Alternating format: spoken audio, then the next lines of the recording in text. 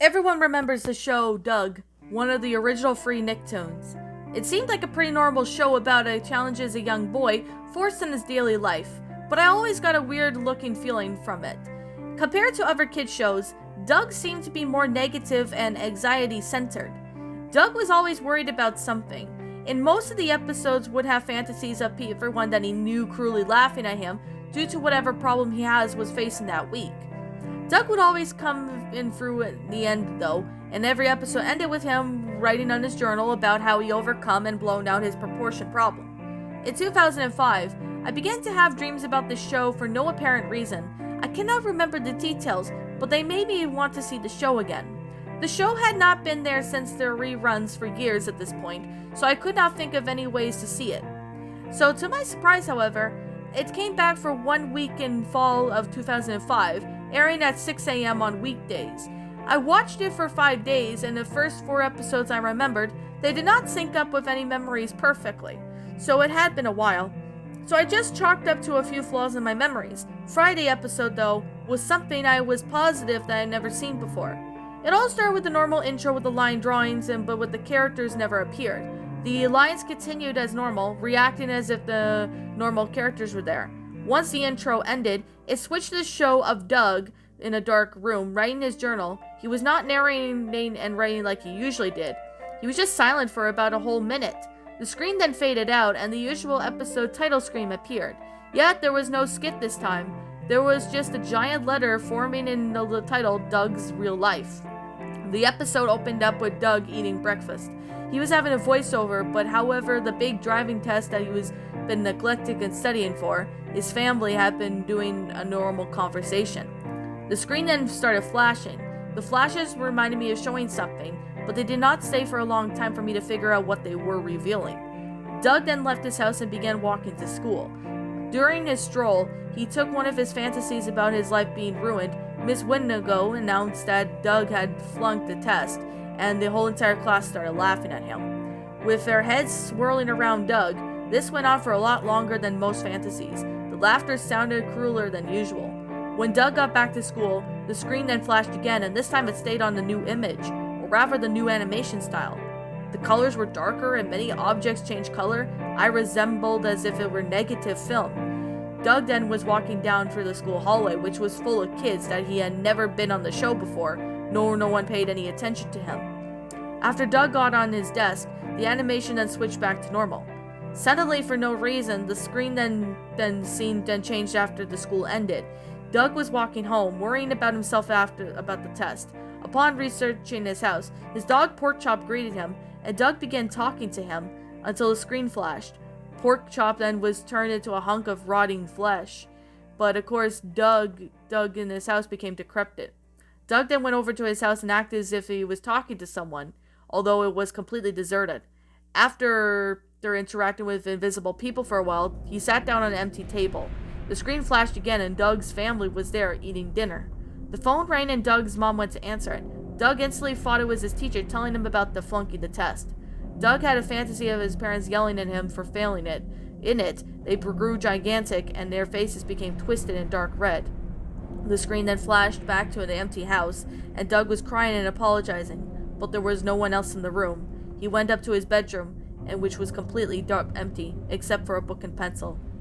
Doug then picked up the book and started writing. He narrated this time, "I can't tell which one is real." And that, my little pretties, was Doug's Real Life, a Doug creepypasta written by Kai Simpson. My final thoughts on this story?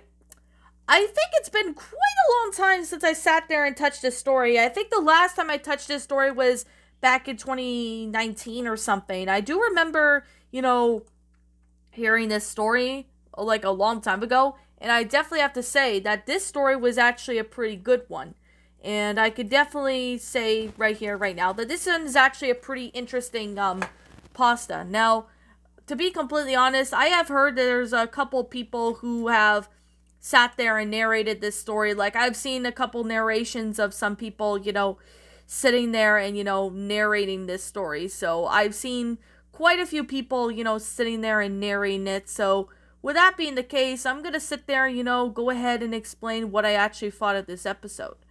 Now, I could definitely say a lot of people have sat there and narrated it, so I decided to sit there and, narrated this because why not? So, I definitely have to say this story was actually a pretty good one in my opinion. Like, the one right here, Doug's Real Life, this is actually one of the fewer lost episode pastas that have time and effort. Now, I do know Dave's narrated this. I know many other people who sat there and narrated Doug's Real Life, so I could definitely say I do remember, narrating this back in 2019.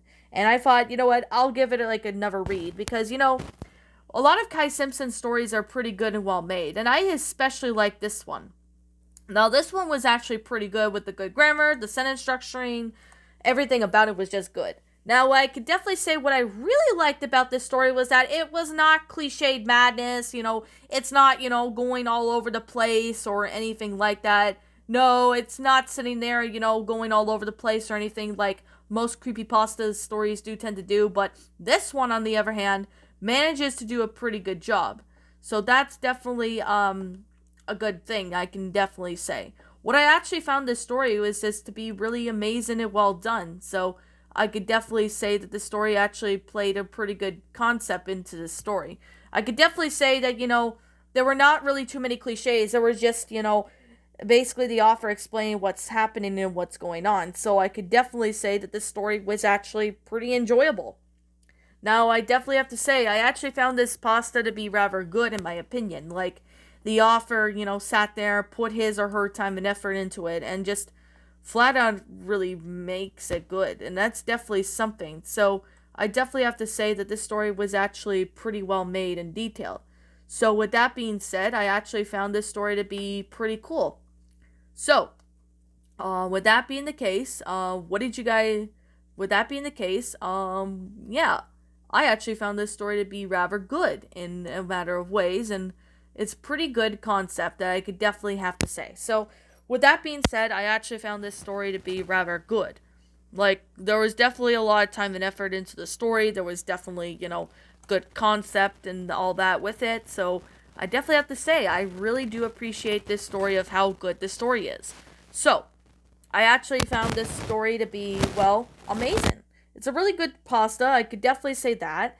There was definitely lots of time and effort into the story. So, I definitely have to say I've heard lots of narrations on this story, and I thought, you know what, I'll go ahead and, do a narration of this, because, I haven't done a narration of this one in a long time. So, with that being the case, yeah. Like I'm gonna say right now, and I'll always continue to say this is simply my own personal opinion, and if you happen to disagree with me, that's fine too. We're all entitled to our own opinions regards to these creepypastas.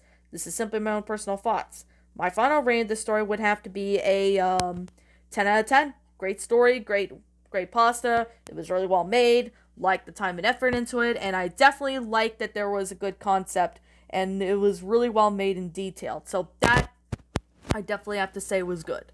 So with that being the case, yeah.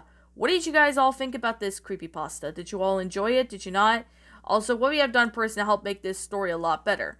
Leave me know what your thoughts are down in the comment section down below. I'm the Queen of Lions. Thank you so much for watching today's episode. And if you happen to be brand new here on this channel, be sure to like, comment, subscribe, because I make brand new videos every single day. Don't forget to ring the notification bell to when I upload so that you guys won't miss an upload. And as always, please roll the outro because I'm out here. And I'll be catching you all in the next video. So peace out, everyone. As always, please roll the outro because I'm out.